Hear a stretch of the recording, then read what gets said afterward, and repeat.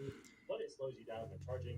We just weren't thinking big enough because this lets you jump onto rails, onto walls, onto higher places for shortcuts, or just for taking alternate paths, or combining with the other techniques, and it can also help you jump further when taking shortcuts combined with mushrooms. This just gives you so much more freedom of movement.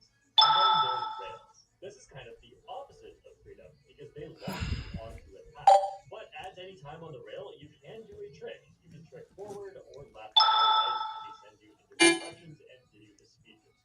Rails seem really simple at first, and a lot of people thought that this was going to be a very shallow and easy mechanic for beginners. But as it turns out, it introduces a lot of quick, crucial timings and decision making. Getting all the fastest tricks you need to do on a rail is difficult, and a lot of the time, if you mess it up slightly, you can just fall off the track. And there's even more risk to the rails as they can easily be trapped by other players' items. So this elevates decision making, as rails are often the fastest path you can take, but they can be very risky and it's not worth getting hit by an item.